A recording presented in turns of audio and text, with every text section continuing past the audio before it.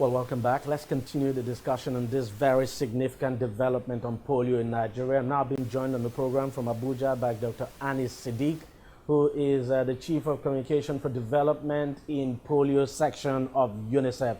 Doc, thank you very much for joining us on the program. Quite a significant development, no doubt. But this is not just for Nigeria, but also includes the entire continent.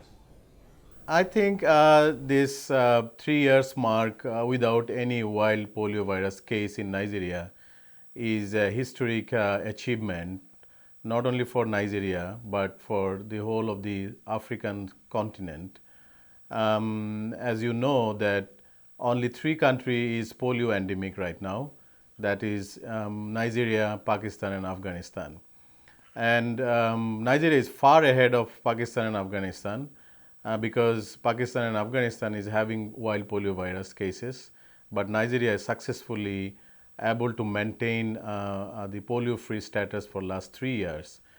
And it has been a huge effort by the government of Nigeria, and I should congratulate government of Nigeria and its agencies and also the partners, WHO, UNICEF, Rotary, Center for Disease Control, Bill and Melinda Gates Foundation, and many other agencies who are working relentlessly day and night 24/7 to make it a success.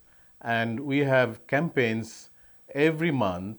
Almost 60 million children are reached out during the campaign. So, and in the last 3 years, it was just like an emergency mode. And we are working through the Emergency Operations Center. So all the partners are together with the government in the Emergency Operations Center, and we sit together, we plan together, we strategize together, and we implement together. So it is a seamless partnership, and it is one of the finest and most important public health achievement in Nigeria. Now, we know Nigeria, of course, will be aiming to get that certification from the World Health Organization. It's quite important. I'm talking about the polio-free status now. That, of course, is the aim of the government. What do you think could possibly prevent the country from achieving that? Nigeria will be certified by the Africa Regional Polio Certification Committee, and these are independent body.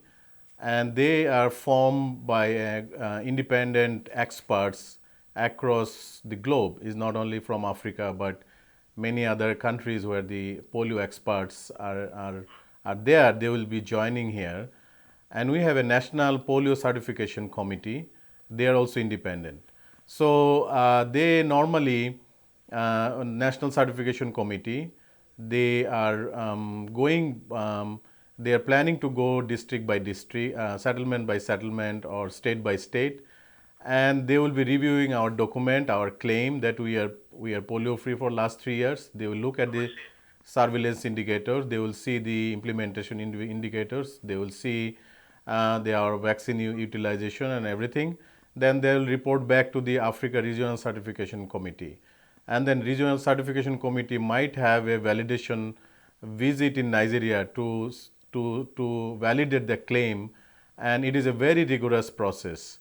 And in the meantime, we have to maintain polio-free status and ensure that there is no importation from anywhere, and we are free. And then the Africa Regional Certification Committee will award it polio-free status officially. So, and this is not only for Nigeria; it will be for whole Africa's subcontinent who are under that Afro region. So it's very clear that there's plenty of work to be done. It's a huge work. I mean, it's just like if you say plenty is plenty, I think it is massive work, and you can imagine that UNICEF has 300 consultants on the ground. We have 20,000 volunteers in the ground working. WHO has around 2,500 monitors on the ground working.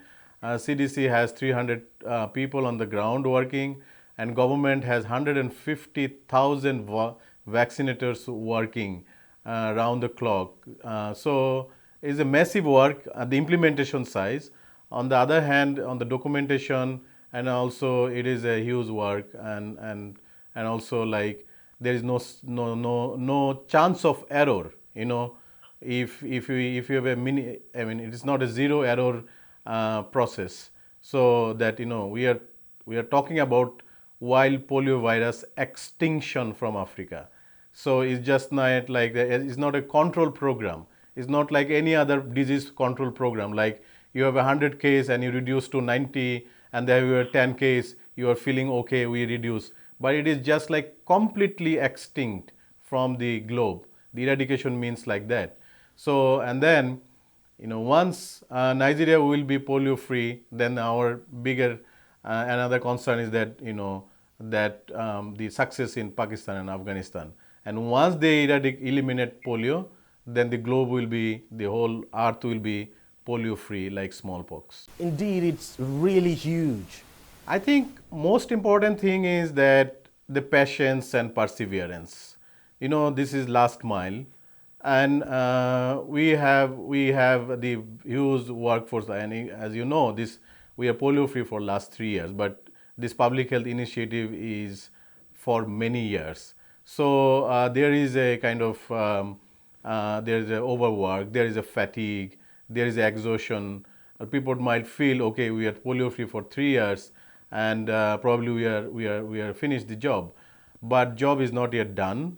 I just use an analogy like if you fly a plane and then you landed in the airport, and that means is not that you are landing right now, immediately. The pilot is saying that you still fasten your seat belt. We have to go to the tarmac. The boarding bridge is coming, so you have to wait till all the process. So we reach a mark, but we are not yet certified polio free. So we have lot more things to do. We need patience and perseverance. We need to continue our campaign. We need to ensure that all the families are understanding the importance of continuous vaccination, because maintaining the immunity at the high level is very critical, because the world is not polio free. Your virus can come from other country, because nowadays we are traveling a lot. Everybody has the access to go everywhere. So people are mixing, and the polio virus is not only carried by the children, it's carried by the adult also. So there is a chance of importation in the country. At the same time, we have to ensure that our routine immunization system is strong, that the IPV, inactivated polio vaccine, which is given injectively in the routine system, should be taken by all children, and caregivers, parents should ensure that all the children are receiving the vaccine during the campaign and during the routine immunization session. So I think it is a responsibility both at the service provider and at the caregiver levels, and the government is very much committed, partners are committed, and we are together. And of course, funding is a very key issue, because without funding, it will be very difficult to drive this forward, right? You are right. As you know that the polio funding is heavily dependent with the donors who are not really Nigerian donor, but the donors like Rotary International, the Bill and Melinda Gates Foundation, the Center for Disease Control, the KFW from Germany, even JICA from Japan. So they are all, and there are many other donors supporting. But it is also important to note the government of Nigeria is investing a huge amount of. So when there was a case in 2016, this is the government of Nigeria first come forward, and they allocate more than 8 billion naira for polio campaign. And over a period of time, this support from the government is continuing. At the same time, there's a counterpart funding at the state level. And I heard that new funding is coming from the government this year. So there is a lot of effort from the government side and from the donor side to finish the job, because no one is complacent. Dr. Anis Sadiq, Chief of Communication for Development, Polio Section, UNICEF, thank you very much for joining us on the program. Well, we'll take a short break now, but when we come back, we'll switch gear, and at this time, we'll be discussing immigration matters. On Deji 360, we don't just ask the questions. What is wrong with amending the Constitution the way the National Assembly members have been doing it? We seek answers. Constitution is constituent. Our problem is not lack of laws. Our problem is lack of the willpower to implement our laws. Answers that provide clarity. While we negotiate, we should try to make it a point that the girls must be complete. The clarity you need to make informed judgment so that you can make the right decision and take action. People are saying it is you politicians that are responsible for this, that you are the reason why this is happening. All these dollars that call themselves governors in this country. I wish we had people like Tony at the National Assembly. God forbid that I go to join that ballot.